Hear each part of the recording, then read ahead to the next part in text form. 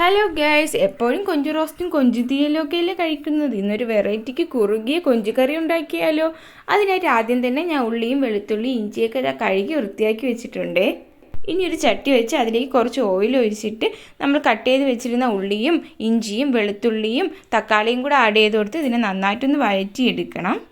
കുറച്ചൊന്ന് വഴന്ന് വരുമ്പോൾ ഇതിലേക്ക് കുറച്ച് ഉപ്പും കൂടെ ആഡ് ചെയ്ത് കൊടുത്ത് നമുക്കിതിനെ നന്നായിട്ടൊന്ന് വഴറ്റിയെടുക്കണം.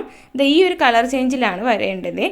ഇനി ഒരു പാൻ വെച്ച് അതിലേക്ക് മുളക് പൊടി, മല്ലിപ്പൊടി, മഞ്ഞൾപ്പൊടി, കുരുമുളക് പൊടി, ഗരം മസാലയും കൂടെ ചേർത്ത് ഇതിനെ നന്നായിട്ടൊന്ന് മിക്സ് ചെയ്തെടുക്കുന്നുണ്ട്.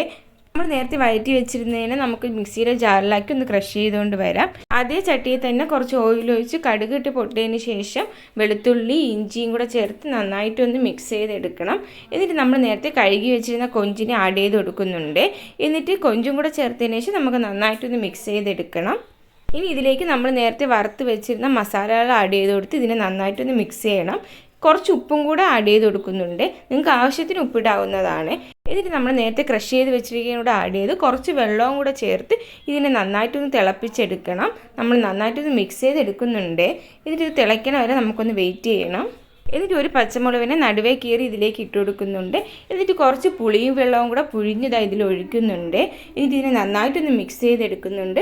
അപ്പം നമ്മുടെ കൊഞ്ചുകറി ഇവിടെ റെഡി ആയിട്ടുണ്ട്. ഇതിനെ നന്നായിട്ട് തിളപ്പിച്ചൊന്ന് കുറുക്കിയെടുക്കണം. അങ്ങനെ നമ്മുടെ കുറുകിയ കൊഞ്ചുകറി ഇവിടെ റെഡി ആയിട്ടുണ്ട്. അടിപൊളി ടേസ്റ്റാണ്. ചോറിൻ്റെ കൂടെ കഴിക്കാൻ നല്ല കോമ്പിനേഷനാണ്. അപ്പോൾ ഈ വീഡിയോ ഇഷ്ടമായെങ്കിൽ എല്ലാവരും സബ്സ്ക്രൈബ് ചെയ്ത് സപ്പോർട്ട് ചെയ്യണേ. കൂടുതൽ വീഡിയോസുമായി ഞാൻ വീണ്ടും വരുവേ.